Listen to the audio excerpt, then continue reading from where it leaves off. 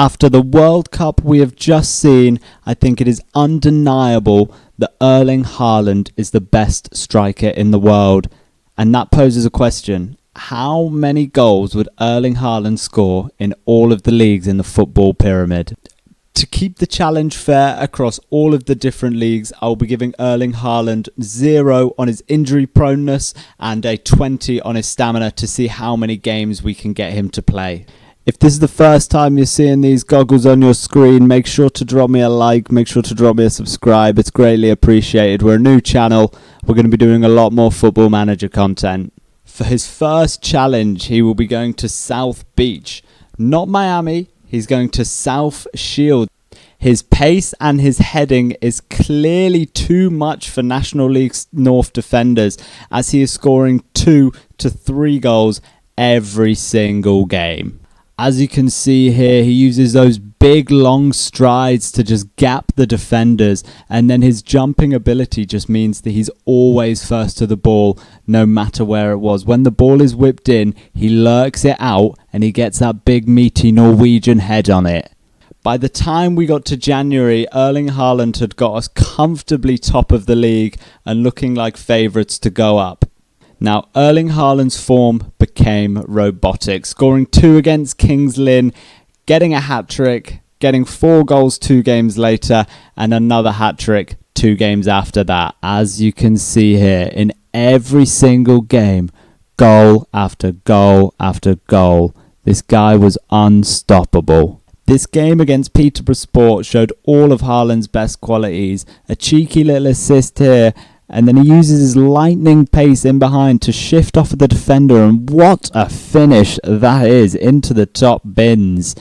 Here he takes it on the volley, off the bar, gets his own rebound, no problem. This big Norwegian freak had the people of South Shields thinking the Vikings were coming back. What a header that is, and his pace in behind again, left foot, devastating. The final 20 games of the season was something unbelievable. Haaland scored in every single game. South Shields to lift the National League North trophy and be promoted to the National League. Haaland scored 85 goals, getting 21 assists, earning a huge move to Barcelona that was eventually turned down due to his commitments in Rochdale. By the time we got to January, Erling Haaland was on track to break his record in the league below, scoring 53 goals in only 21 games.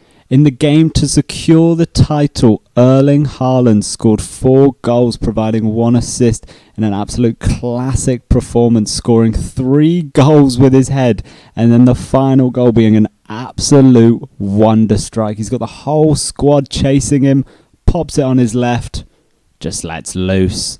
He would finish the season with 89 goals, 15 assists, jumping up a league and having a better goal output. The guy really is a machine. Haaland's next move was to go and join the class of 92's Salford City. Now, this isn't something that I thought I would ever have to do. Salford did not register Erling Haaland. I don't know what Gene and the boys have got against him, but I had to go in there and take off Cole Stockton and add Erling Haaland. Surely they can't have thought Cole Stockton was better than Erling Haaland after he's just got 80 plus goal seasons 2 times in a row. Maybe this is why they're still in League 2. Something's corrupt at the top. Shut up, you fucking dick. As you can imagine, Erling Haaland scored goals. Now, what is interesting to tell you is that you are seeing very similar clips. They whack it over the top, find Erling Haaland, he buries it. I have personally seen it 100 times. He's too quick for anybody, let alone League 2 players. Gets it here, picks it up, goes on a crazy run, powerful shot, bottom right, easy as you like, over the top, touch, finish.